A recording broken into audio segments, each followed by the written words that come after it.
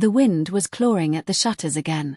Jonas Clay held them shut with one rough palm and stared through the crack into the dust rolling off the plain. It moved like smoke, a slow brown tide swallowing the horizon. The storm was coming early this year. Everything had gone brittle, the grass, the fences, even the bones of the land. From the barn, a loose board beat against the wall, bang, bang, bang, like something begging to be let in. Jonas dropped the latch and stepped onto the porch, his boots scraping wood grey from years of sun. The air was thick with the smell of dust and sage. Somewhere far off, a coyote yipped once, sharp and lonely, then went quiet. He looked toward the trail again. Nothing but the storm and the silence. The envelope in his hand trembled a little, not from the wind, but from the weight of it. He had read the letter so many times that the folds had begun to tear, the words sinking into the paper like wounds that wouldn't close. He mouthed them again, though there was no one to hear. Train arriving Dustwater Station, late July. Miss Abigail Turner. That was all that mattered. After 10 years of eating alone, talking to cattle and ghosts, something was finally coming for him. A horse snorted in the corral. Jonas turned, his movement stiff with the ache that never left his shoulders. He'd been mending fence lines since dawn, working the wire until his hands bled. That was how he kept the memories quiet, through sweat and silence. But even silence could lie. He went inside. The cabin smelled of coffee gone cold. The letter lay beside his plate, next to an empty chair that had waited a decade too long. He touched the rim of the cup opposite his own, tracing the circle there like a habit he couldn't break. The sound of hooves drifted from the road, faint, slow, uneven. Jonas turned, hope rising before he could stop it. But when he stepped outside, it was only a rider from town, Hank Merrill, the mailman, and sometime gossip. "Storm's rolling in hard," Hank called, drawing up his reins. His face was half hidden behind a red kerchief caked with trail dust. "Brought you something, though." He handed over a thin, dirt-stained envelope. Jonas stared at the foreign handwriting, tight, slanted script that looked almost nervous. The return mark bore the church agency's seal from St. Louis. His heart kicked once, sharp in his chest. "You got yourself a bride coming, huh?" Hank grinned.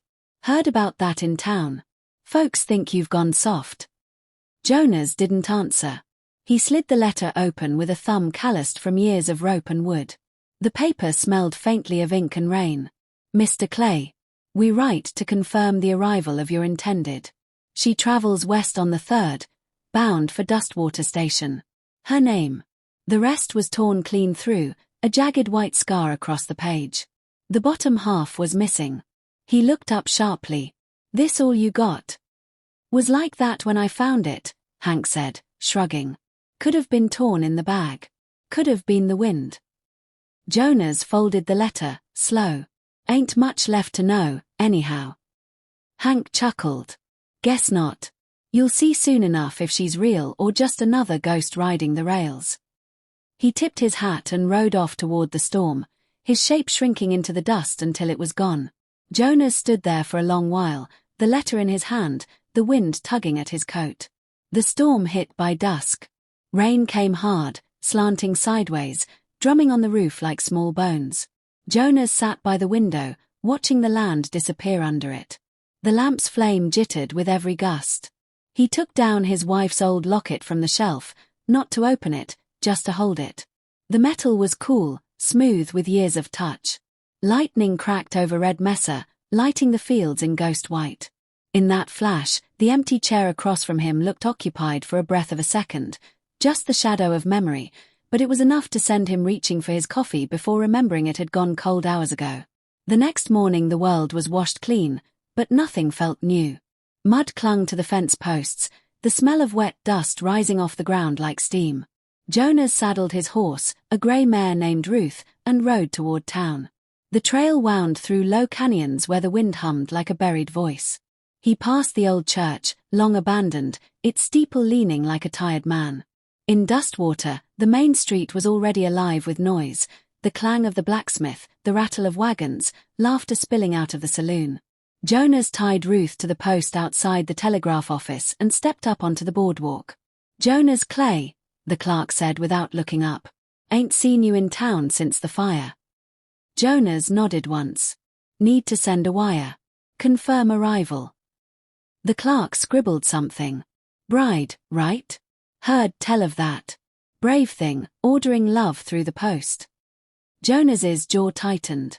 Ain't love. It's company. Same price, usually, the clerk muttered, and tapped the message out. The metal keys clattered like rain on tin. Jonas waited outside, watching dust devils dance in the road. Across the way, Bart Crow and his gang lounged against the saloon rail, cards in hand, whiskey bottles catching the sun. Bart called out, "Hey, Clay. Heard you're importing yourself a wife. Couldn't find one that speaks your name." The men laughed, mean and loud. Jonas didn't answer. He turned his horse and rode off without a word. Behind him, Bart's voice followed, mocking, "Don't forget to teach her what a gun looks like, old man." Jonas rode until their laughter faded into the sound of wind over the plain. By the time he reached the ranch, the sky was burning down to orange. He dismounted, unsaddled Ruth, and let her loose in the pen. Then he walked up to the porch and sat down, boots heavy with mud, the letter folded tight in his pocket. Somewhere beyond the horizon, a train whistle blew, faint, distant, but clear. He could almost see the smoke curling through the desert sky. He took off his hat, let the wind touch the sweat on his brow. The storyteller's voice, soft as dusk itself, seemed to rise from the dust. They say that was the night the loner rancher stopped being alone, though he didn't yet know it. The night he looked to the horizon for a woman who would never come, and for another who already was. Jonas sat there till the stars burned through, waiting for morning, waiting for her. And all around him, the plains kept their silence, patient, ancient, listening. The train screamed into Dustwater Station like something wounded. Steam hissed from its belly, curling white against the red dust. Jonas Clay stood on the platform, hat low, boots planted wide, clutching a bunch of dry wildflowers he'd picked on the ride in. He'd been waiting since dawn, watching every trail of smoke on the horizon as if the desert itself might change its mind. Now that it was here, his throat had gone dry. Doors opened. People spilled out, merchants, ranch hands, a preacher's wife clutching a Bible like a newborn. Jonas scanned every face for a woman who looked like the one in his imagination. Fair, maybe shy, with hands unscarred by labor. Someone named Abigail Turner. Someone who might understand the quiet. But the woman who stepped down last didn't fit any picture he'd made. She was small, straight-backed, wearing a faded silk jacket the color of ash. Her hair was tied with a red cord, her eyes sharp and unreadable. She looked around as though the world itself had vanished and left her standing in its dust. A conductor carried down her single trunk, stamped with foreign letters. Jonas frowned, waiting for the next passenger, sure there'd been a mistake. But the conductor tipped his hat toward the woman and then at Jonas. "She's yours, mister. Says here, Miss Li Mei." He squinted at the manifest. Came through St. Louis with church papers. Bride registry. That you? Jonas blinked. Name's Clay. Jonas Clay. The conductor shrugged. All I know's what's on the ticket. Paper says Dustwater, says husband Clay. He handed Jonas the folded form, then tipped his hat and called, "All aboard." The train thundered off, leaving a storm of dust and silence. Jonas looked at the paper again. His name was there, misspelled but clear. Everything else was in some looping script he couldn't read. The woman, Li Mei, stood still, both hands folded over her chest, eyes fixed on him. When he stepped closer, she bowed, slow and careful. "Miss Turner," he tried. She only blinked. Then, soft but certain, she said, "Li Mei." Her accent curved the words like music. Jonas felt heat crawl up his neck. "You don't speak English." She tilted her head, not understanding. He exhaled hard. The wildflowers in his hand had wilted to nothing. The station master, who'd been watching from the door, spat in the dirt. "Looks like you got yourself a mix-up, Clay. Paper bride from the Orient, eh? Must have swapped the name somewhere round St. Louis." Jonas turned sharply. "Where's her escort? Somebody must be." But there was no one left on the platform except them.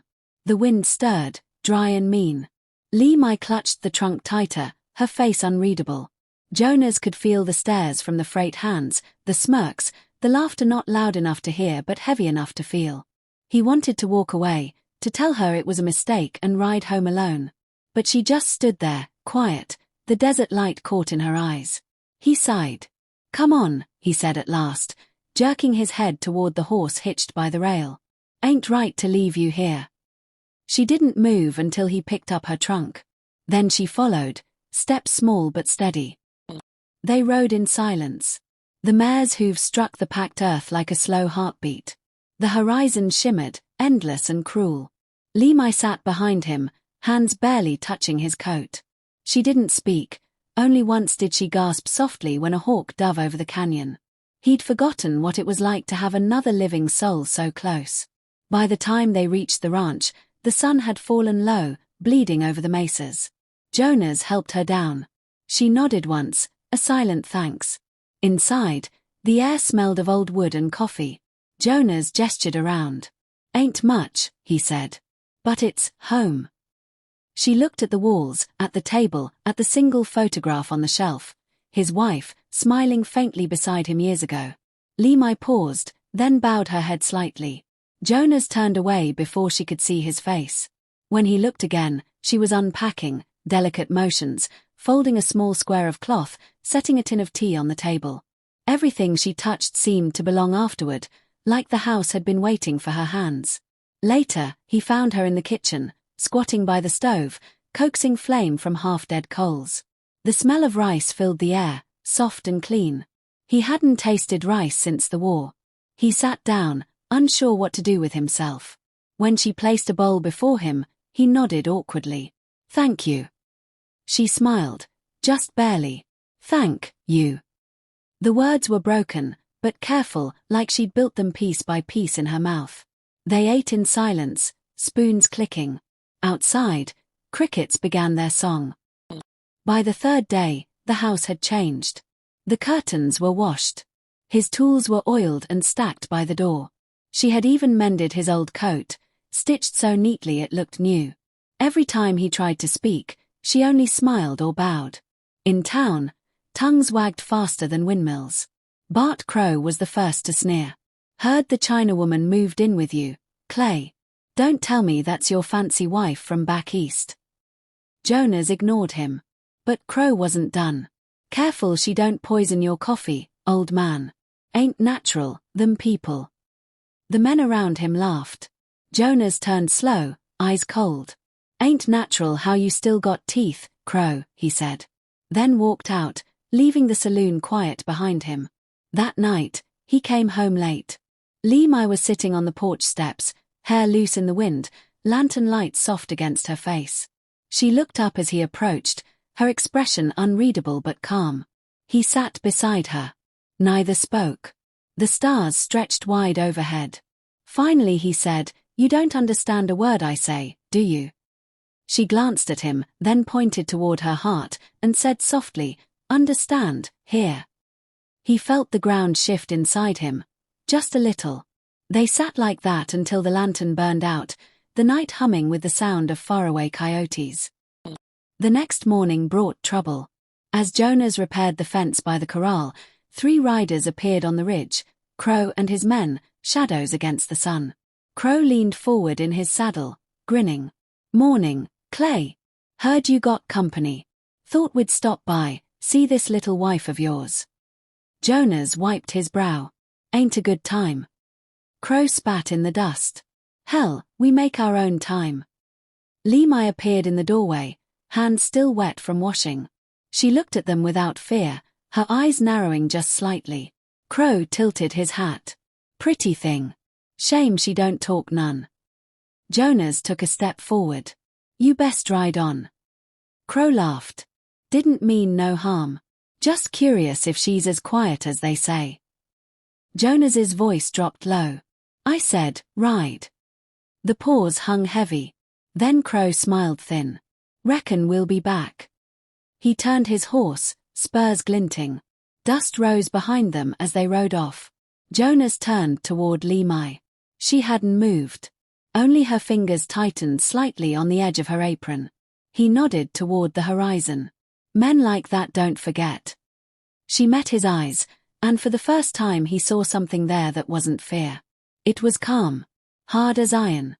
The storyteller's voice drifts in again, soft as desert wind. They say that was the first day the rancher saw the stranger for who she was, not lost, not broken, but carved from something older than language itself. The sun set behind them, long shadows stretching toward what neither yet knew was coming. The night the gang came back, the wind carried no warning, only the smell of dust and iron. Jonas Clay was by the barn, fixing the lantern hinge, when he heard the sound. Hooves. 3, maybe 4 horses, coming slow through the sagebrush. Too steady for strays. Too quiet for neighbors. He blew out the flame and crouched by the door. The sky was thin with stars, the kind that flicker like they're holding their breath. Ruth, his mare, snorted softly in the pen. Inside the cabin, one candle burned low. He could see Li Mei's shadow through the window, small, bent over her stitching. Jonas's heart kicked once. Li Mei, he whispered, barely a sound. But the wind carried it away. The riders stopped 50 yards out. Jonas could see their shapes against the horizon.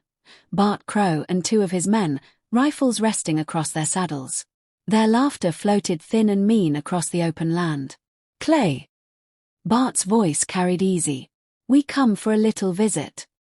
Jonas stood, slow and steady, stepping out into the moonlight.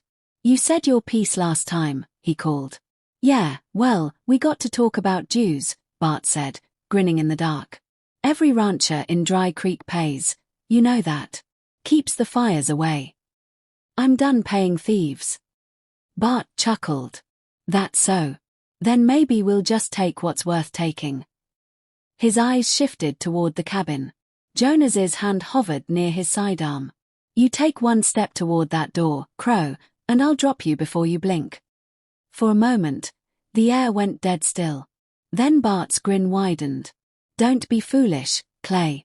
We just want to meet the lady proper. Jonas raised his pistol. You met her. The first gunshot cracked like lightning. Jonas dove behind the trough, splinters biting into his arms. The horses screamed and scattered. Bullets tore through the barn walls, the sound of iron splitting wood. Jonas fired once, twice. One man cried out and tumbled from his saddle. Then silence again. He reloaded, breath tight. His leg burned, grazed by something. He looked toward the house. The candle was gone. The window dark. Li Mei. No answer. He limped toward the porch, pistol ready. When he reached the door, it swung open before he could touch it. She stood there, calm as midnight, her hair unbound and her eyes steady. In her hand she held something he hadn't seen before, a long, curved blade wrapped in red silk. Jonas froze. Where in God's? She stepped past him, silent, into the yard. The moon caught the blade. It gleamed like water.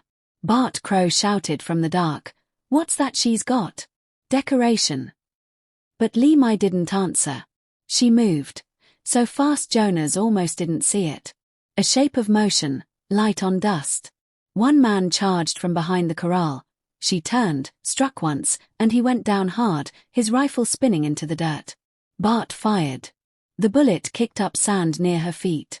She didn't flinch. She was already moving, low, precise, like she'd done this before, 100 times. Jonas scrambled to cover her, firing again.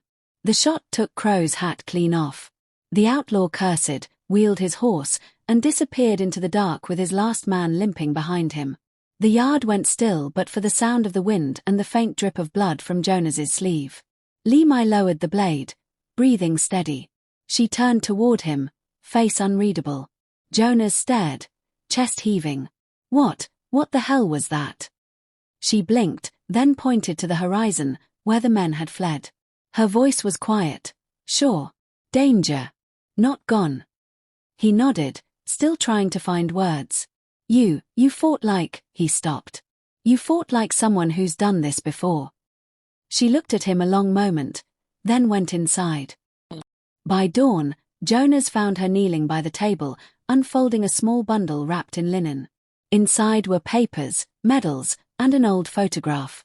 She touched them carefully, as if they were sacred. He knelt beside her, still sore from the night. "What's that?" She hesitated, then handed him one of the medals. It was bronze, carved with foreign characters and a symbol that looked like crossed swords beneath a sun.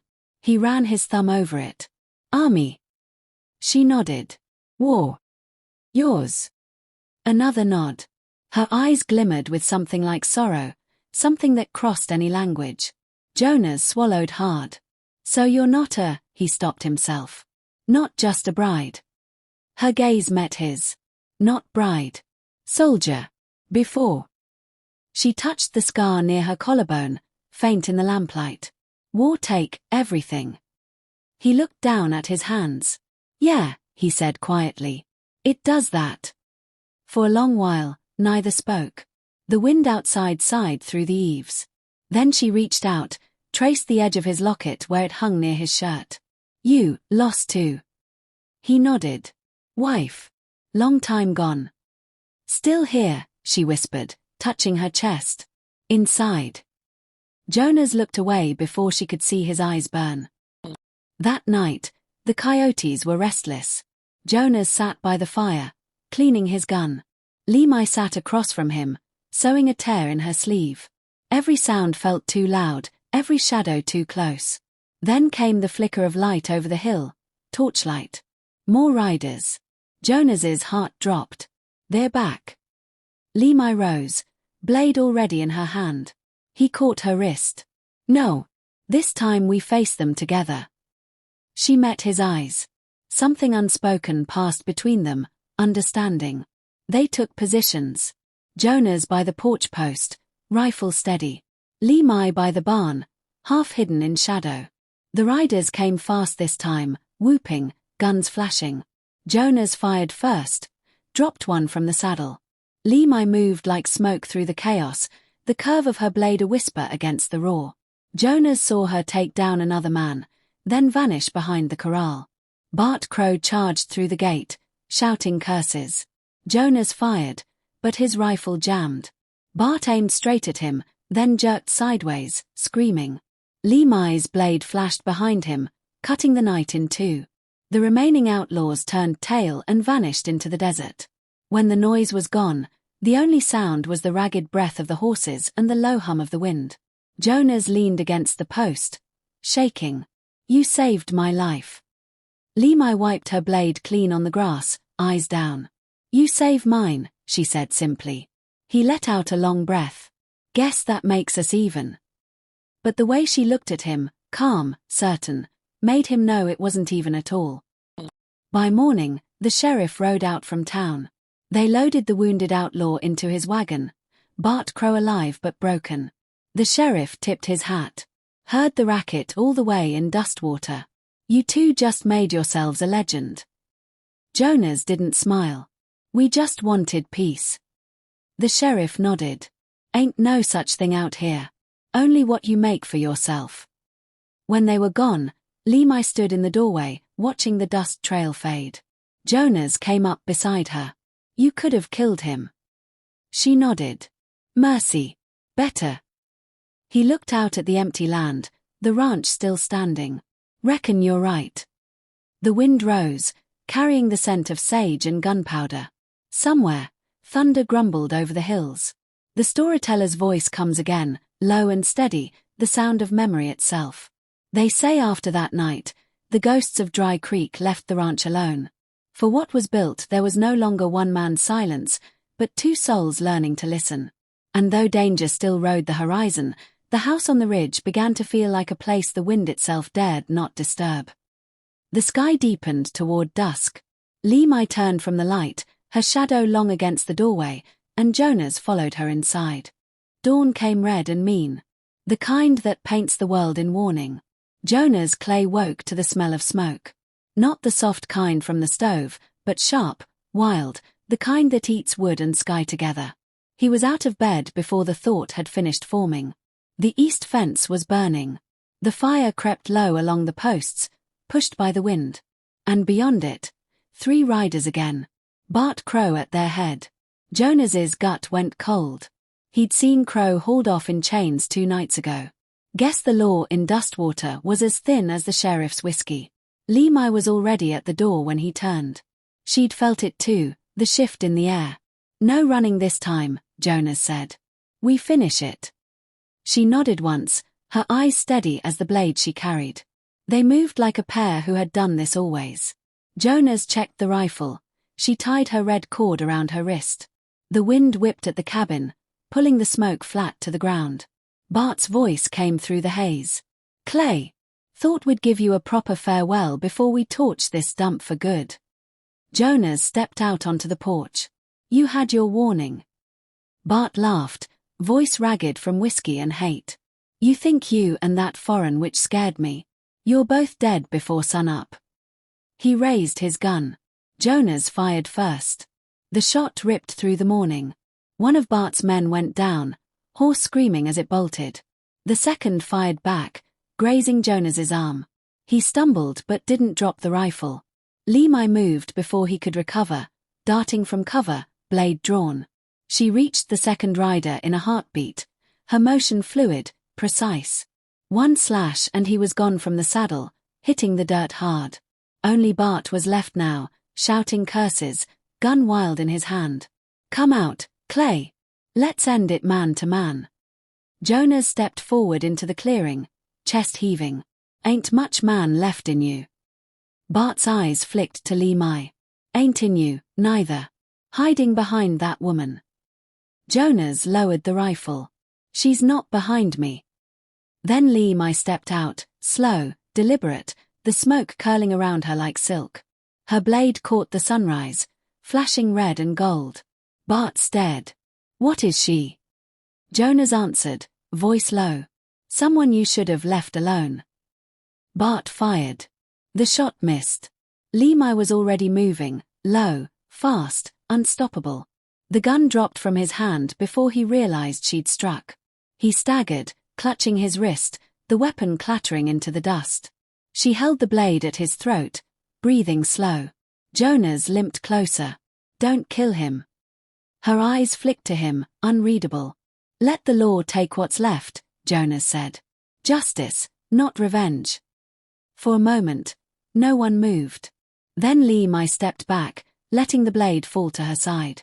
Bart collapsed, shaking, blood dark against his sleeve. Jonas nodded once. "It's done."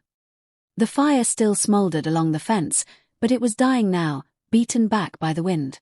The smoke thinned, letting the sky show blue again. Jonas turned to her. "You saved this place." She shook her head. "We." He smiled faintly, the first real one in years. Later, after the sheriff came and took Crow away for good, Jonas found her sitting by the porch rail, staring out across the desert. The wind played through her hair like the whisper of another life. He sat beside her. "You never did tell me what brought you here." She didn't look at him. "Not meant for here. Paper mistake." He waited. "My ship come to San Francisco. Then train. I guard man once, diplomat. Enemy take him. I survive." She hesitated, the English careful and broken. "They send me home, but paper's wrong. Sent me to you." Jonas looked down at his hands. "Fate's got a sense of humor." She smiled a little. "Fate, send who need who." He nodded. "Reckon that's true."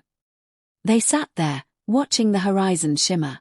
Inside, the old locket sat on the table, open now. Next to it, a small calligraphy brush Li Mei had brought from her trunk. The two objects looked strange together, but somehow right, like they'd been waiting on each other all along. Weeks passed. The ranch quieted.